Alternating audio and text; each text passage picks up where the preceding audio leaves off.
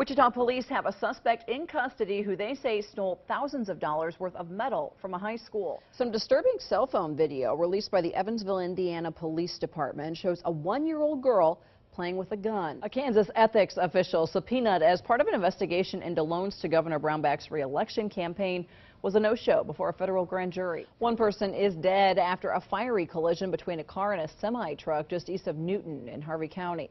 The accident happened just after 6 last night. We're following tragic news out of Hays this morning. One person has died following injuries from an apartment fire last night. Sheriff's deputies say they now know who fired the shots that killed a man in an attempted home robbery.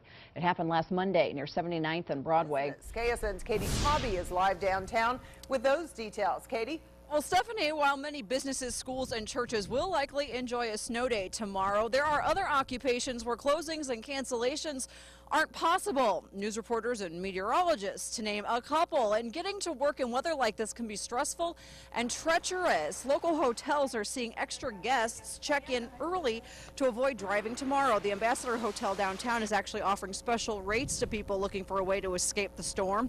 Doctors, nurses, even some weather people we've heard will be staying downtown tonight to make for a short, stress-free commute tomorrow.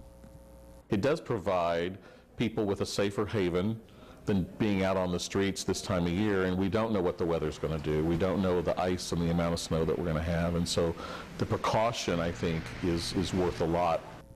And we called around to other downtown hotels to check and see how they're doing. The Hyatt Regency and Drury Plaza hotels are already nearly at capacity. As of a couple hours ago, the staff there said their phones were ringing off the hook for people making reservations. We're live in downtown Wichita. Katie Tobby for KSN News. And there's good news for Wichita Spirit workers. Boeing has announced a multi-billion-dollar order. Ryanair is buying 100 of the 737 MAX aircraft.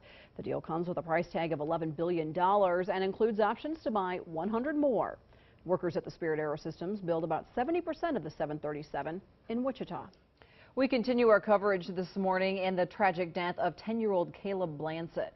We've received that chilling 911 call that was placed by the boy's mother, Nicole Blansett, on Sunday night. We listened to the tape and want to warn viewers that it is very difficult to hear. In a calm voice, the mother describes what has just happened inside her home.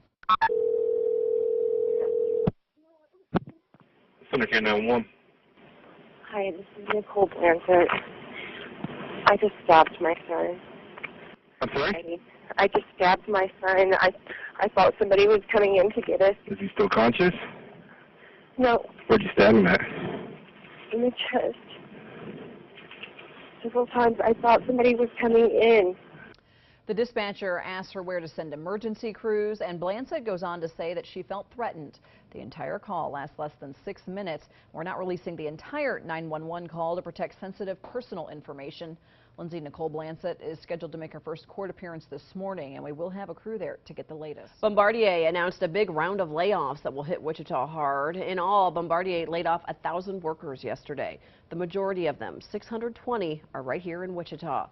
The rest in Mexico. And that's a dramatic decrease, cutting about 25% of the current workforce here in Wichita. It leaves about 1,850 employees still working at the Wichita facility, and this affects those in the Lear 85 program. At this point in time, the company says it's evaluating those employees and looking for places to move those workers so they can retain them within the company. But if that can't happen, they're prepared to offer severance packages.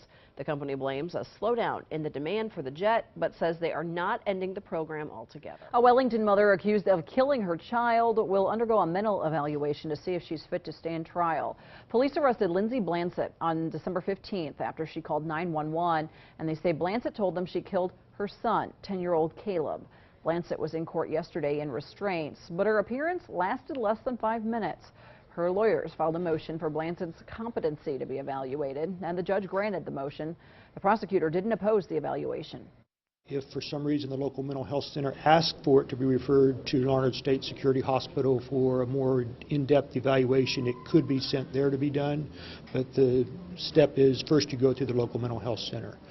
Typically it takes at least 2 weeks for that to be done. Because of that 2-week time frame, the judge set the next court date for January 29th.